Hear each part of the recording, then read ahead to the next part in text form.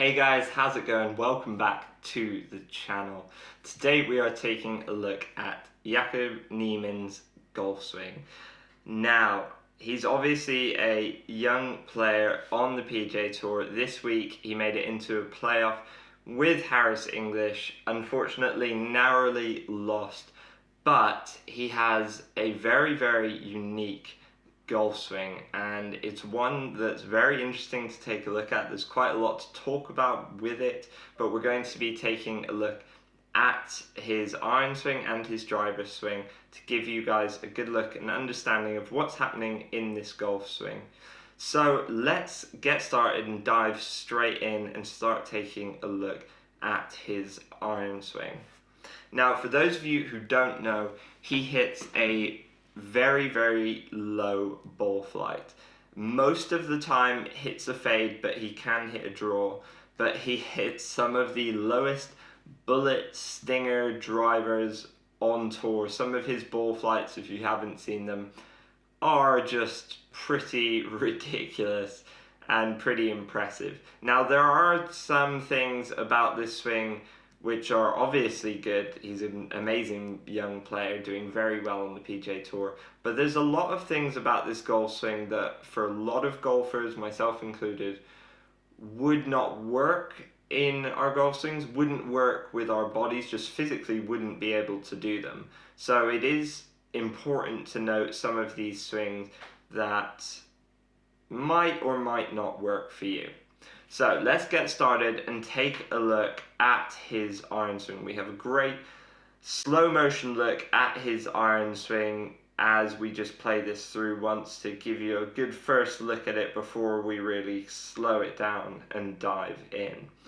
So let's take a look and slow this down. As he sets up to the ball, great setup position, everything's square, pretty neutral kind of setup really. He's not very upright, he's not super over it. Spine angle looks about roughly 45 degrees-ish. So yeah, pretty good neutral setup, not too much to talk about there. As he starts to take the club away, we pause it parallel to the ground.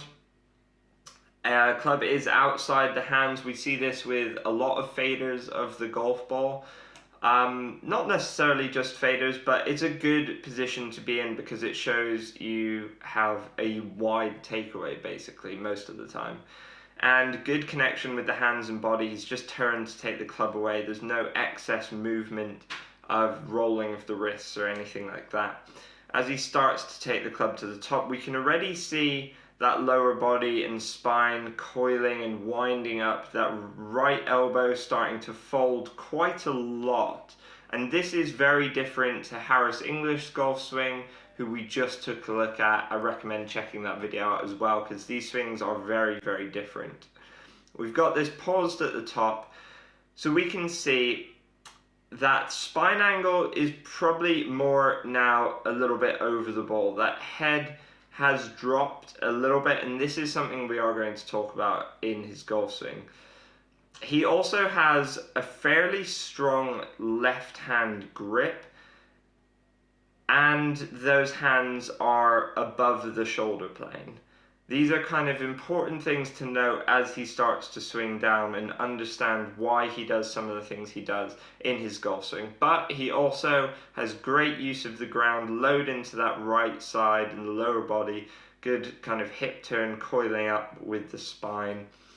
And as he starts to swing down and through, we're going to see this beautiful shallowing motion, which he does by kind of bowing that left wrist. And beautiful shallowing as he really turns hard. That spine angle is staying beautifully over the ball. He gets this club super flat coming in.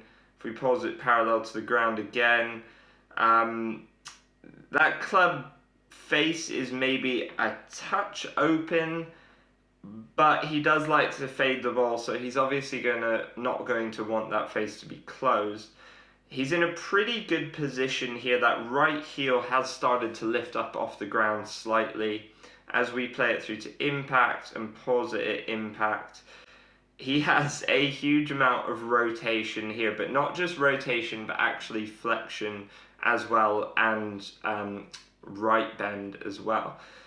So it's a very, very athletic golf swing, and there's a few reasons why this position just wouldn't work for a lot of us watching this, which we will talk about after we finish watching this video. As he swings through, he really holds on to the club. He doesn't let it turn over. That face is still pretty open, and it's only kind of from about here, that club's coming very underneath him as he starts to kind of let it release and come through to this finished position. Let's take a look one more time at that as we just play it through.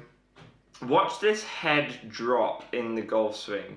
His head position is going to drop quite a lot as he starts to swing down and through. And that's one thing I'm personally not a massive fan of. Now let's take a look at the driver swing before we start to talk about maybe why I'm not a fan of that, and maybe why it's probably not a good thing to copy for you. So here we have him set up with driver, great look down the line. Let's play through this swing a few times full speed. And there, if you watch, there is that kind of noticeable dip into the golf ball. Now let's slow it down and talk a little bit more about that dip. As we take the club back and slowly take it to the top, he actually keeps the face fairly shut as he takes the club back into the top, and we will see at the top that we can see that face is more pointed towards the sky than his left wrist, which basically means he has a strong left-hand grip. Now from here, he really is going to drop that head down as he starts to rotate and kind of flatten out that driver shaft as he comes down into impact. Let's talk about why that may not be a good thing. As we play this swing through, and we're going to pause it let's pause it pretty much just after impact. I want you to note how much bend there is in the spine, basically, how much curve there is in this position. Now what that's going to do is it's going to be putting a lot of pressure, because obviously this is a high speed movement and he's repeating this movement over and over again. So it's going to be putting a lot of pressure through certain joints in the spine, certain vertebrae.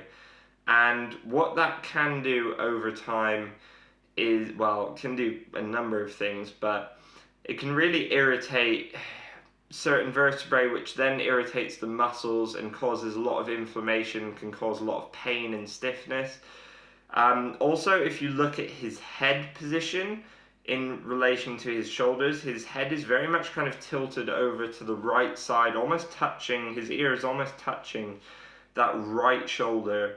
So again, there's going to be quite a lot of pressure going through his spine and the top of his spine and his neck as well. I don't personally like to see that. I've been in not quite as exaggerated position as that, but I have had that curve in my spine before, and it actually did lead to a injury for me, which took quite a few months and quite a lot of work with physios and chiropractors and in my golf swing to actually change. So I would not recommend trying to copy that at all. Yesterday we had a look at Harris English's golf swing, and that was a much better golf swing in terms of creating a consistent spine angle, good posture, and creating a more, call it, sustainable golf swing. But Joaquin Niemann is a very young guy. He will obviously be working with a physio trainer and everything, and they'll be doing everything in their power to make sure he's fit and healthy, and he'll be doing a huge amount of gym and mobility and flexibility work as well. So that's important to note with a golf swing like this, that there is a risk of injury, but him and his team will be doing everything they can to minimize that risk of injury. Now we have one more slow motion driver swing to take a look at before we call it a day.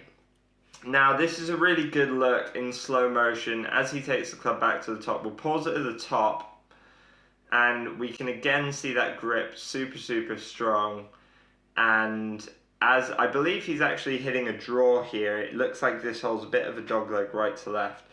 And he's going to really dip down into the ball, huge amount of rotation, and that just hugely rotated balanced finish. Those shoulders at the finish position are super turned beyond the line of the target. So he's obviously a pretty mobile guy. I wouldn't even be able to put myself in some of the positions he does in this golf swing. I'm pretty sure a lot of you probably wouldn't as well, and I wouldn't recommend trying either. So there's a lot going on in that golf swing. Let me know what you guys think of it. Comment your thoughts down below. I'd love to know what you think of him as a player and his golf swing as well.